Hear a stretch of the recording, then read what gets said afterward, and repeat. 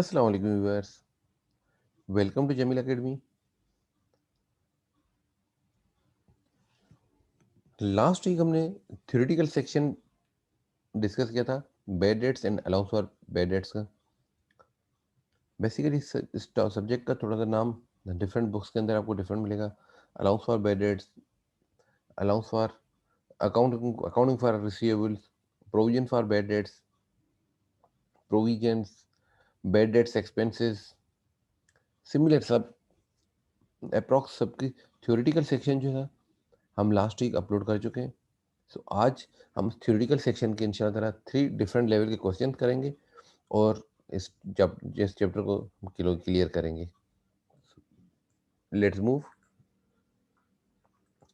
Question number 1, receivable balance of mister Ayan at December 31st 2019, rupees 320,000.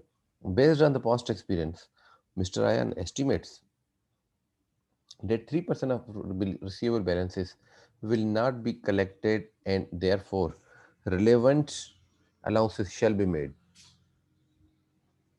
जो account receivable का balance है 3,20,000, उसमें से उसके 3% आपका डाउटफुल है। Next, on December 31st 2020, mister Ayan's receivable balance stood at rupees 4,80,000. Being more prudent, बहुत ज़्यादा अब केयरफुली काम कर रहा है, mister Ayan now forces that 5% of year end receivable balance is required to be maintain as allowance for bad debts. Last week में हमने जो थ्योरेटिकल सेक्शन में पढ़ा था कि अलाउंस अगर फर्स्ट ईयर में नहीं बना तो कैसे बनाएंगे, और सेकंड ईयर के अंदर अगर अलाउंस इंक्रीज हो रहा है तो किस तरीके से करेंगे। आज हम इन दोनों टॉपिक्स को कवर करने के लिए सिंपल सा क्वेश्चन हमने डिस्कस किया है। Required pass necessary general entries in the books of ion for accounting year ended 31st December 2019 and 20. Prepare allowance for bad debts account for the year ended December 31st 2019 and 20. 19 and 20 के अंदर books के अंदर general entries, adjusting entries क्या बनेगी और allowance for bad dates का account किस तरीके से बनेगा। अब सिर्फ हम बात कर रहे हैं 2019 की। अकाउंट रिसीवेबल अमाउंट कितना है 3,20,000 और 3% आपकी एस्टिमेशन है।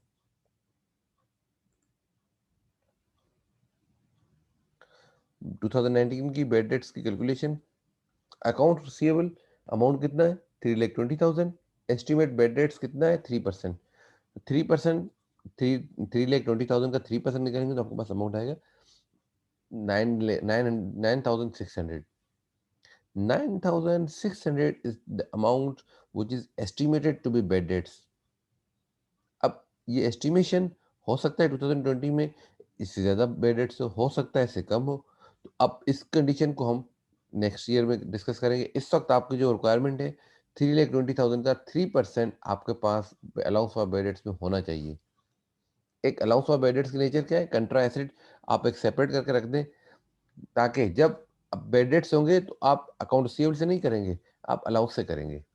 इसकी एंट्री क्या होगी, bad debts expense debit, allowance for bad debts, allowance for doubtful debts, allowance for bad debts, allowance for provision for bad debts credit to make provision for the bad debts for rupees 2019।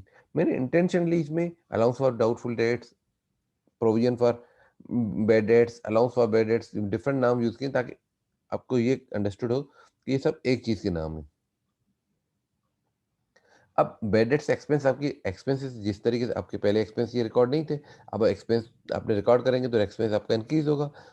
और allowance for bed date, allowance for doubtful dates, कंट्रा assets, कंट्रा asset का मकसद किसी asset के against आपने बनाया है, तो asset जो है आपका डेबिट बैलेंस है उसके अगेंस्ट आपने बनाया है तो आप क्रेडिट करेंगे।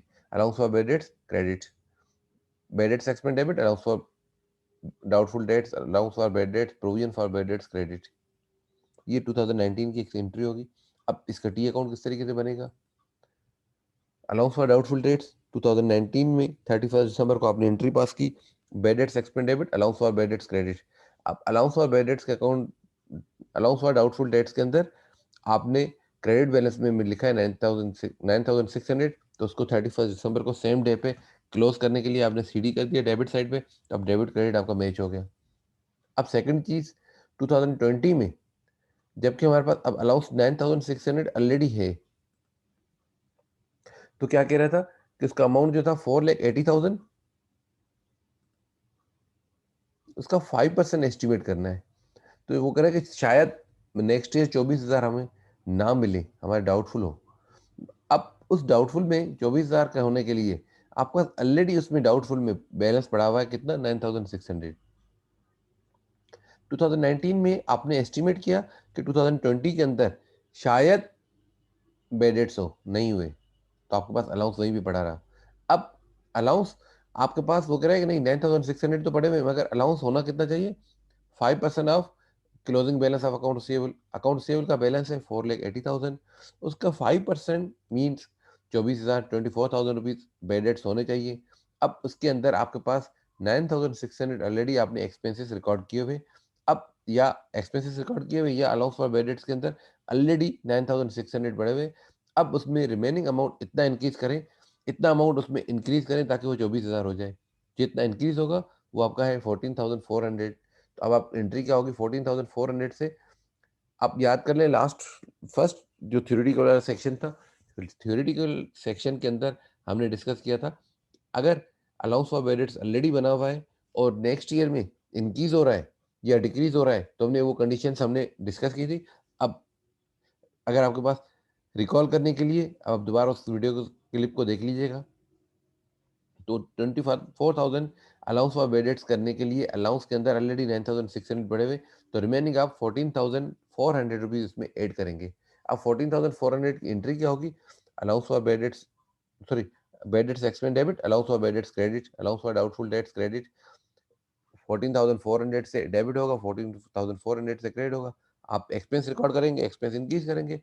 कंट्रा एसेट रिकॉर्ड करेंगे, कंट्रा एसेट, एसेट आपका डेबिट होता है, उसके कंट्रा में आपने रिकॉर्ड कर दिया, क्रेडिट कर दिया। नेक्स्ट, अब अलाउंस के अंदर आपके पास सीडी बैलेंस जो 2019 का था वो डेबिट में आ गया 9,600। अब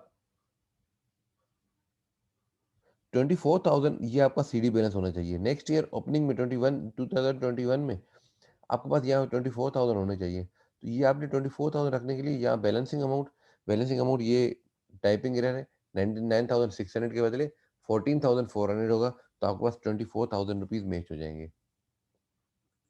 hope this is simple, very simple question is clear. If you have any query questions, feel free to write in comments. Thank you. Allah Hafiz.